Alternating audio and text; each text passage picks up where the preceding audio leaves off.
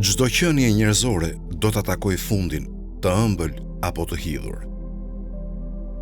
Kjo thënie nga Imam Aliu që nxit mendimin, nxjerr në pa të vërtetën universale se çdo individ në fund do të përballet me pasojat e veprimeve të tij, të cilat mund të rezultojnë në një përfundim të këndshëm ose të pakëndshëm.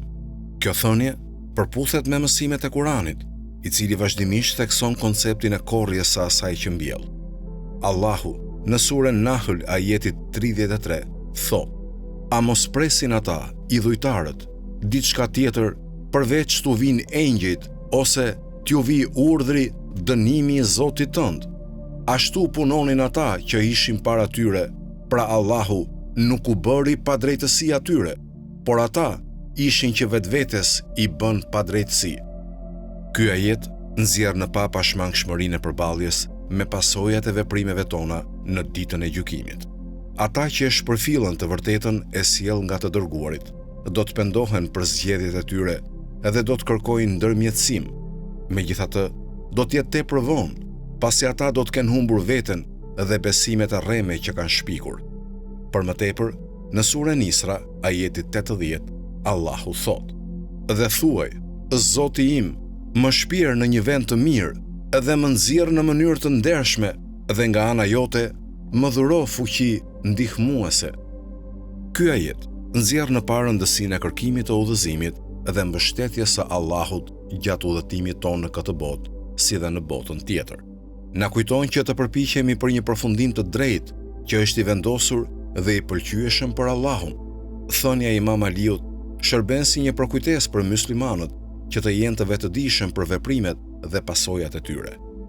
Na inkurajon të mendojmë mbi zgjedhjet që bëjmë në jetën tonë të përditshme, pasi ato përfundimisht do të përcaktojnë natyrën e përfundimit tonë. Nëse përpiqemi të ndjekim rrugën e drejtësisë dhe të përmbahemi mësimeve të Islamit, fundi ynë do të jetë i ëmbël dhe i favorshëm. Në anën tjetër, nëse përfshihemi në sjellje mëkatare dhe neglizhojmë detyrat tona ndaj Allahut, fundi ynë mund të jetë i hidhur dhe i mbushur me keqardhje.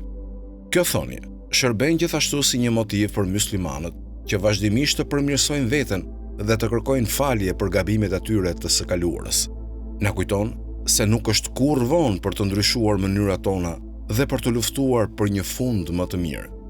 Duke kërkuar pendim, duke kryer vepra të mira dhe duke kërkuar mëshirën e Allahut, ne mund të ndryshojmë rrjedhën e jetës sonë dhe të sigurojmë një rezultat pozitiv. Si përfundim, thënia e Imam Aliut thekson të vërtetën universale se çdo individ do të përballet me pasojat e veprimeve të tij. Ai përputhet me mësimet e Kuranit, të cilat në mënyrë të përsëritur theksojnë rëndësinë e llogaridhënies dhe konceptin e korrjes së asaj që mbjell.